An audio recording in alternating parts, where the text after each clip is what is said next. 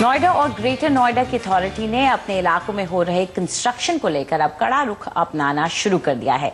लेकिन क्या इन इलाकों के घर खरीदारों को धांधली और बिल्डरों की मनमानी से बचाने के लिए काफी है?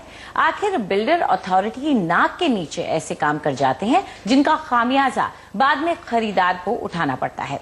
कुछ ऐसा ही हुआ ग्रेटर नोएडा में 1000 फ्लैट मालिकों के साथ। We are really very surprise कि ये नोटिस मिल कैसे गया, क्योंकि आज तक हम लोगों को बताया गया था। हम लोगों को हमने बैंक से लोन लिया है, गवर्नमेंट बैंक से भी लोन लिया है, प्राइवेट बैंक से भी लिया है, जिसमें एक्सिस बैंक भी है, कॉर्पोरेशन बैंक भी है, आईडीबीआई भी है, आईसीआईसीआई भी है। तो अगर लोन लिया था तो हमें ये मालूम था कि ये प्रॉपर्टी अप्रूव्ड है। फर्ज कीजिए एक दिन आपको एक नोटिस मिलता है कि आप जिस फ्लैट में सालों से रह रहे हैं वो अवैध है, तो कैसा लगेगा?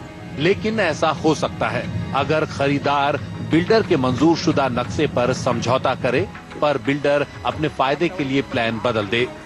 खुद प्रशासन मानता है कि डेवलपर सिस्टम की खामियों का फायदा उठा रहे हैं। First the authority issues a layout plan. पहले अथॉरिटी एक लेआउट प्लान बनाती है और हर डेवलपर या व्यक्ति जिसको प्लॉट मिलता है उसे नक्शे का पालन करना जरूरी है। कंप्लीशन सर्टिफिकेट के निवेदन मिलने के बाद ही हम जाकर जांच करते हैं कि नक्शे का पालन किया गया है या नहीं। That layout plan has been adhered to or not.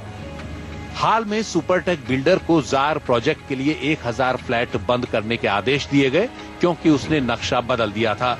NDTV की पड़ताल में पता लगा कि इस बिल्डर ने अतिरिक्त फ्लोर एरिया के लिए जब अर्जी दी उससे बहुत पहले ही प्रोजेक्ट में ज्यादा टावर बन चुके थे। इस पर इतने सवाल उठे कि खुद प्राधिकरण को जवाब देते नहीं बना। अब एनडीटीवी की पड़ताल के बाद greater Noida authority in projects का मध्यावधि जायजा लेने के बारे में विचार कर रही है।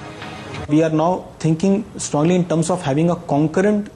हमारा इरादा है कि निर्माण के समय भी जांच करें, हालांकि वो आसान नहीं होगा। सबसे पहले लेआउट प्लान जारी होता है, उसके बाद कंप्लीशन सर्टिफिकेट मिलता है। जब आप ही ने लेआउट प्लान दिया है तो आपका कर्तव्य है कि उसके हिसाब से बनाएं, और अगर ऐसा नहीं करते तो कंप्लीशन सर्टिफिकेट मिलने में दिक्कत तो आएगी। अब यही तरीका है, लेकिन अब प्रोजेक्ट बनते समय भी जांच करनी पड़ेगी। Inspection of the sites also. Authority का काम आसान नहीं है क्योंकि 2011 में अलॉट हुए 75 हाउसिंग प्रोजेक्ट्स में 90% से भी ज्यादा को कंप्लीशन सर्टिफिकेट्स नहीं मिले हैं। यानी मौके पर इन प्रोजेक्ट्स का आकलन अभी होना है। इलाके के डेवलपर्स भी अथॉरिटी के मिड टर्म रिव्यू का समर्थन कर रहे हैं क्योंकि इससे बाजार में साख वापस आएगी। I think this will give a kind of confidence to the existing buyers. बहुत अच्छी खबर है, इससे खरीदारों का पैसा सुरक्षित रहेगा। When we have this kind of checks, moral checks, we also tend to work very efficiently. लेकिन मध्यावधि जायजा महज पहला कदम है।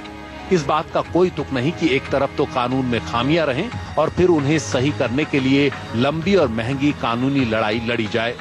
ये आम खरीदार के बस की बात नहीं है। उम्मीद है कि प्रशासन को ये एहसास होगा कि ऐसे मामलों से खरीदारों का हौसला डगमगाता है और वो निवेश करने से परहेज करते हैं। लिहाजा उनका भरोसा जीतने के उपाय किए जाएं। नई दिल्ली से चाणक्य भाटिया, एनडीटीवी।